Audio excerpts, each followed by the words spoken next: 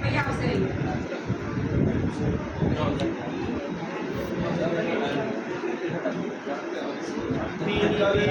પાછી થાય આ સંબંધ છે મમ્મીના ભાઈ. તો હવે બહેનોમાં એનો જવાબ છે મમ્મીના ભાઈનો સંબંધ. એનું નામ સામે છે તો તમે એમાંથી ઊભા થાઓ. એની ચીઠ્ઠી કોની જોડે છે? મમ્મીના ભાઈનો સંબંધ. મમ્મીના ભાઈને શું કહેવાય? બધા ચીઠ્ઠીઓ આપેલી છે. ઊભા થાઓ બહેનો.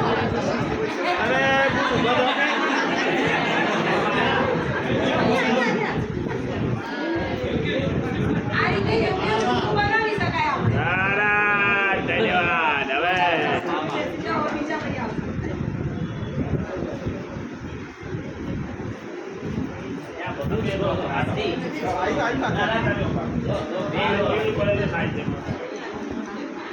કાકા મોટા પપ્પાના ભાઈ ભાઈ એટલે કે કાકા અને મોટા પપ્પાના જે ભાઈ બહેન હોય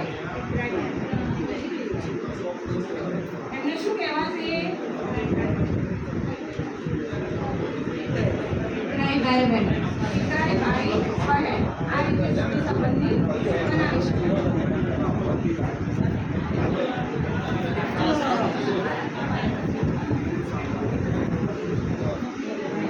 મમ્મીના ભાઈના પતિ. હું આમાં એક સ્ટેપ વધારે છે. મમ્મીના ભાઈના પતિ એટલે બાળકને થોડું વિચારવું પડશે કે મમ્મીના ભાઈ એટલે મામા અને એમના પત્ની એટલે એમને શું કહેવાશે? કોની જોડે છે કાઢેલું? એમને કહેવાશે મામી.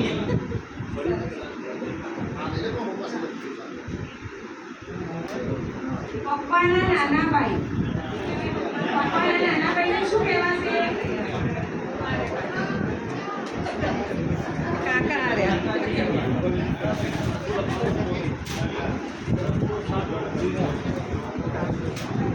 કાકા. બાળક જોશે એટલે એને સંબંધ વધારે યાદ રહેશે. આપણે સમજાવીશું એના કરતાં આ રીતે જોડકા બનાવીશું તો વધારે યાદ રહેશે. પપ્પાના મમ્મી.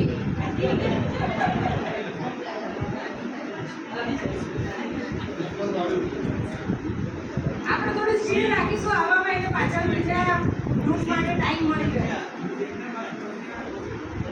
પપ્પાના મમ્મીને દાદી કહેવાય.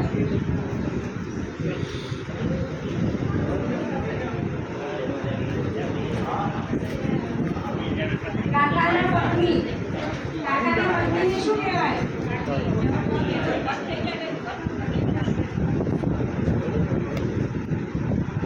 તો કાકાના પત્નીને કાકી કહેવાય.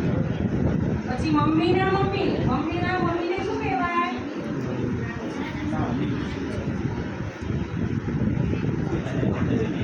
મમ્મીના મમ્મીને નાની કહેવાય. પપ્પાની બહેન.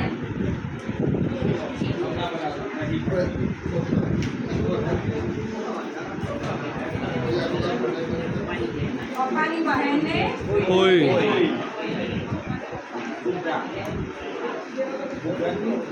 પપ્પાના પપ્પા. પપ્પાના પપ્પાને શું કહેવાય? દાદા. શું કહેવાશે?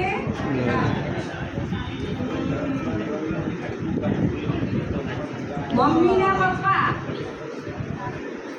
મમ્મીના પપ્પાનું કાર્ડ કોની પાસે છે? ખોવાઈ ગયા નાના. નાનાનું કાર્ડ કોની જોડે છે? ચલો મમ્મીના પપ્પાને નાના કહેવાય. મમ્મીના બહેનના પતિ.